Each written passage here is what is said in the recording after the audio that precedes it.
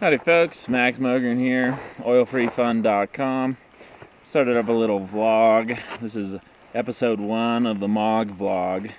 It's kind of come to my attention that most people don't really like to read, and I could probably reach a larger audience by making videos, so that's what I'm doing.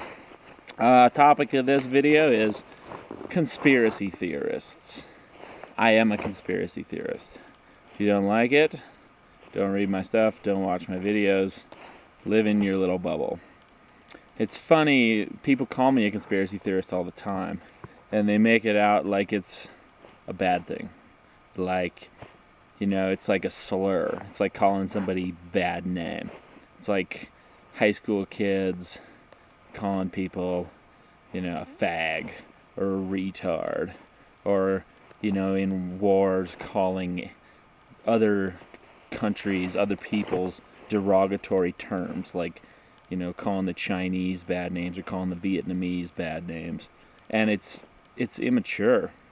What's funny, especially about the conspiracy theorist slur, is that people think it's an argument.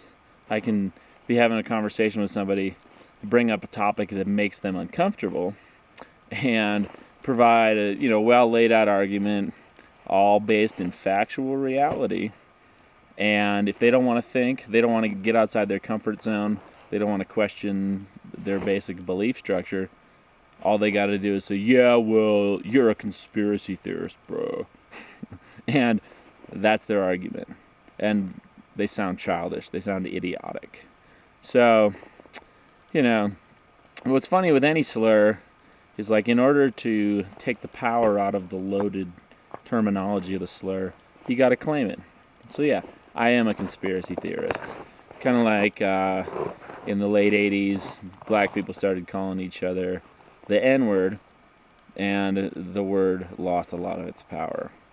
But what's funny about conspiracy theory is these people who assume it doesn't exist, that conspiracies don't exist, apparently have never read any history, because every history book is filled with conspiracies. And if they believe that, you know, our civilization has evolved to the point where there aren't conspiracies anymore, just when did that happen exactly? Right? I mean, look, in the everyday world, there are conspiracies.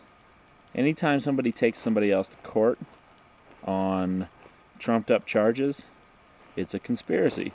Anytime a police department, you know, cop steps out of line, starts whomping on somebody who doesn't deserve it, and it gets covered up, that's a conspiracy.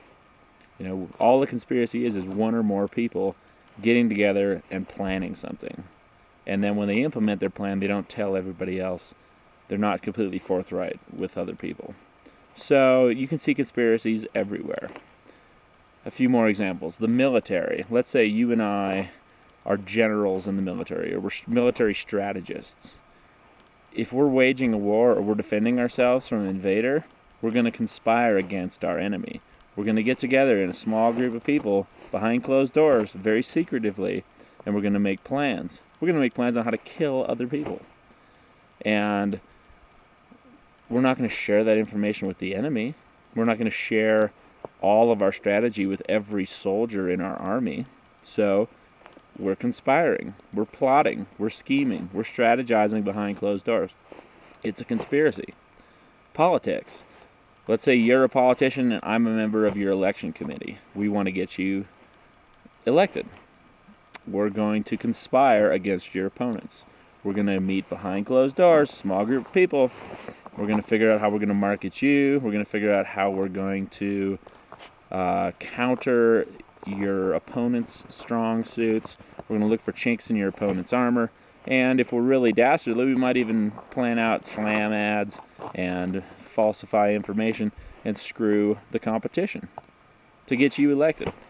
Every election, strategic, behind closed doors, small group of people, conspiracy. Business. Let's say you and I are on a corporate board. We've got a product we're trying to sell. New product. We got to figure out our supply chain management, distribution, what we're going to charge for it, the packaging, the marketing campaign. We're not going to share that information with our competition.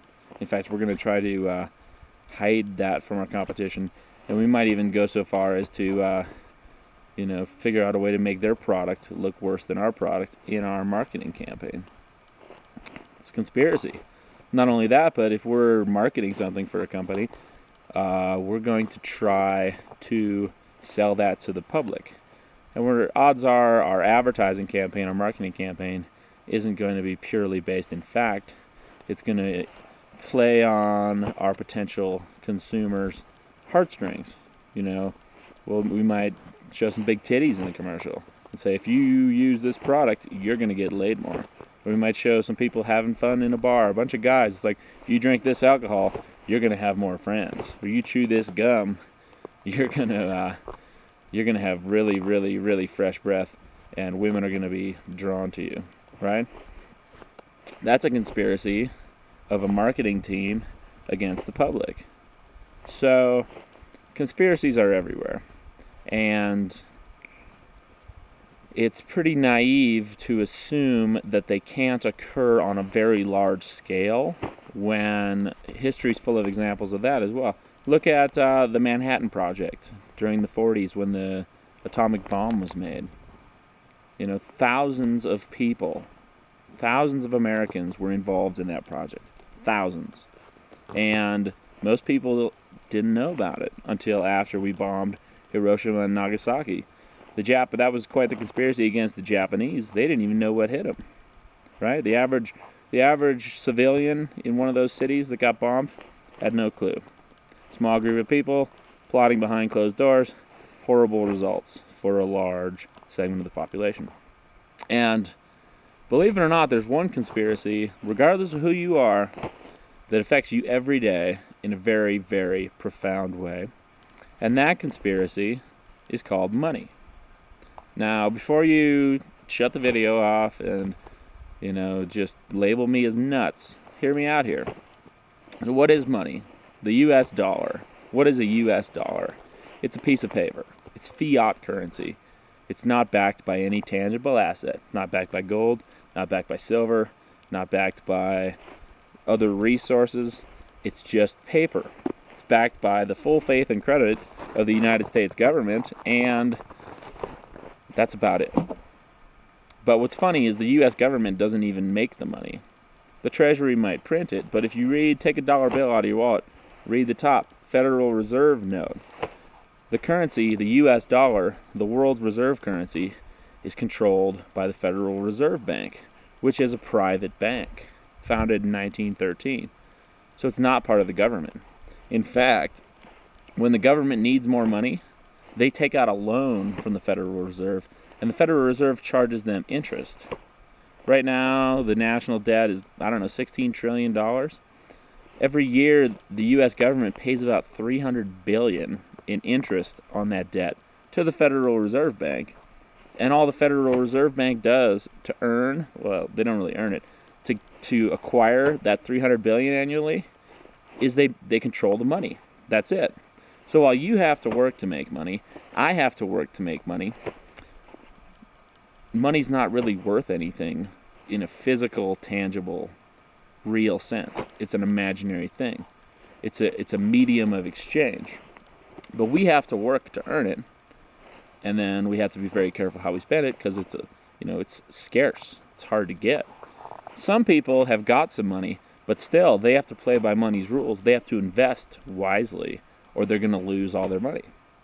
So they don't control money. The government doesn't control money because the government has to take out loans.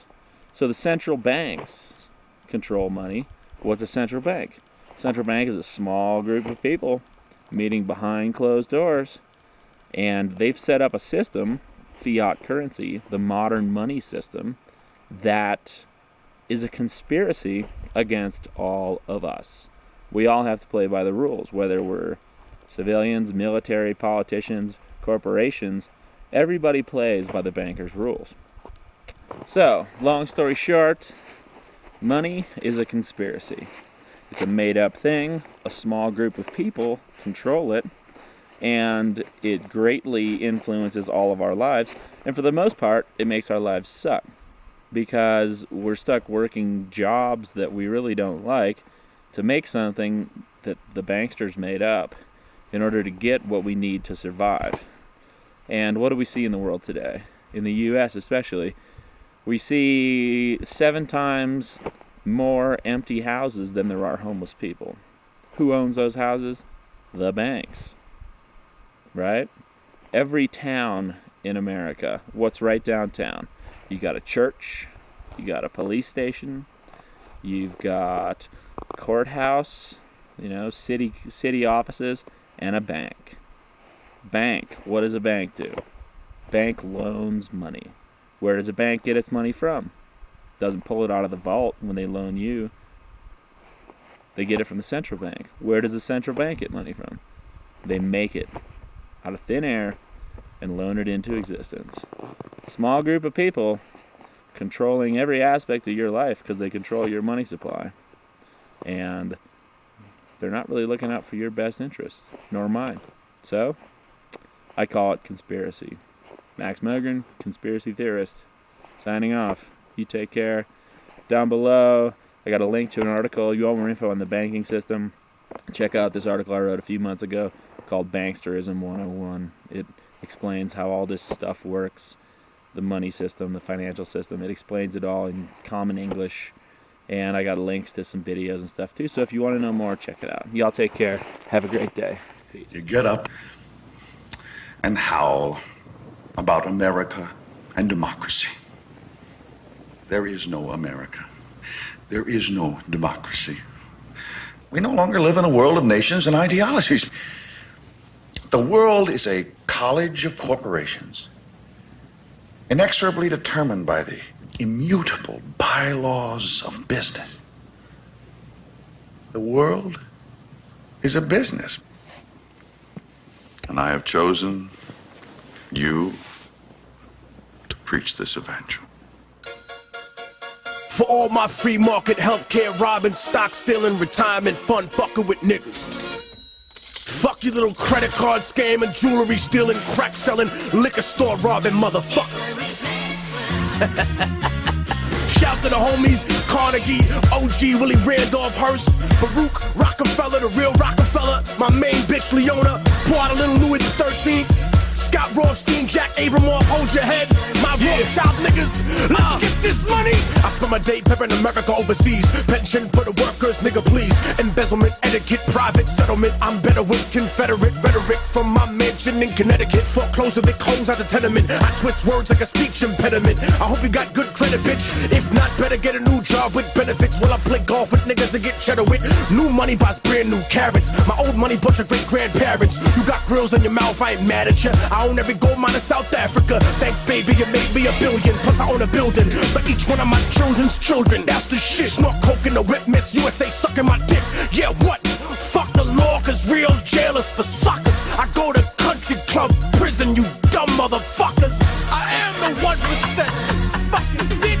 Yeah, you know my CEO, corporate steez. Please overthrow governments overseas in a breeze. Politicians in my pockets for a few hundred G's. So if I'm ever in court, my assets are never freeze. I got a job and a house and a bank account. When I'm out, I doubt that's something you can say. And if not, then a fake death like Kenneth Lay. Make money every day, the world burns on its access. While y'all struggling to pay taxes, I'm getting my money the fastest. Memos and faxes, shredded up documents, slush funds through the corrupt continents. But they don't want me indicted, cause they don't want my dirty laundry aired when I fight it. Don't get my lawyers excited, cause what good is a law if you can't rewrite it? I got CIA traitors, dictators, so fuck y'all whistleblowers and haters.